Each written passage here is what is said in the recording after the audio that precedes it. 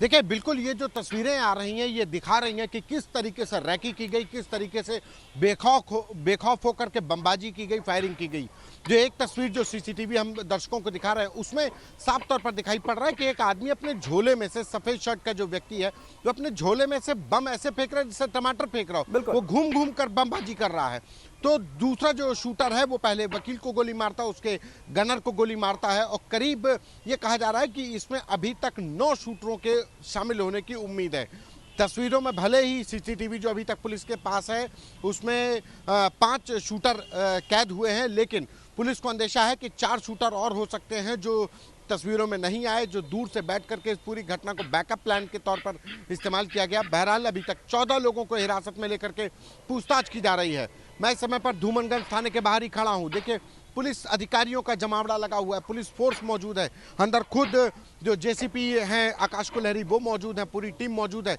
10 टीमें प्रयागराज पुलिस की लगाई गई हैं। जो रमित शर्मा है प्रयागराज के पुलिस कमिश्नर, उनका कहना है कि इन अपराधियों की धरपकड़ की जा रही है और ऐसी नजीर पेश करने वाली कार्रवाई की जाएगी जो प्रयागराज के माफियाओं के लिए एक सबक होगी। हो सकता है कि आसपास ही भी मौजूद हो, छुपे हों, या हो सकता है कि राज्य भी बदल दिए गए हों, भाग गए हों, लेकिन सब कुछ एक कैमरे में कैद है। कितने भी बचने की कोशिश कर लें संतोष, ये बच तो नहीं पाएंगे क्योंकि कानून का हाथ लंबा होता है और पुलिस चाह जाए तो ये सब कुछ कर सकते हैं। और निश्चित तौर पर योगी आदित्यनाथ ने पहले ऐलान कर दिया, विधानसभा में भी उन्होंने कहा कि अपराधियों को बख्शेंगे नहीं, वो कहीं भी होंगे उनको तलाश लिया जाएगा और मिट्टी में मिला दिया जाएगा। ये 3 तस्वीरें संतोष, लेकिन पुलिस की टीम अभी किस तरह से एक्टिव है और टोटल लोग इसमें जिनकी भूमिका आ रही है, आरोपी तो नजर आ रहे हैं 4-5 लोग, कितने लोगों की संख्या हो सकती है? गनर को गोली मारता है और करीब ये कहा जा रहा है, देखिए इसमें अभी तक जो पुलिस के पास है कि पुलिस को अंदेशा है कि 5 लोग सीसीटीवी से जो सामने आ रहे हैं, जिनको कि सामने आई हैं, लेकिन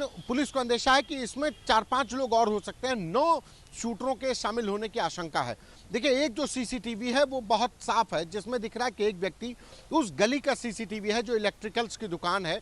उस इलेक्ट्रिकल्स की दुकान में उमेश पाल के पहुंचने से पहले वो एक खरीदार, ग्राहक बन करके वहां पे खड़ा हुआ है। वो खड़ा रह करके कुछ सामान खरीदता है और जैसे ही उमेश पाल की गाड़ी, उस सीसीटीवी में भी दिख रही है कि वो उनकी गाड़ी आती है, ये व्यक्ति जो ग्राहक बन के खड़ा था, ये अपने कमर में लगाए हुए तमंचे से फायरिंग शुरू कर देता दुकान के बाहर निकलते ही। और उसके बाद संतोष, एक और सवाल उठ रहा है इसके साथ, जब ये क्रेटा कार रुकती है, क्या इसको पहले से बंदूक की नोक पर रुकवाया जाता है इस गाड़ी को, या फिर इत्तेफाक से, संयोग से इन लोगों को वहीं रुकना था?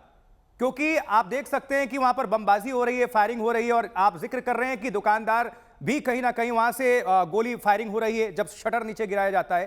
तो किस तरह से जानकारी मिल रही है? कार को रुकवाया गया गन पॉइंट पर, या फिर रुकी कार और उस पर गोलियां बरसा दी गई?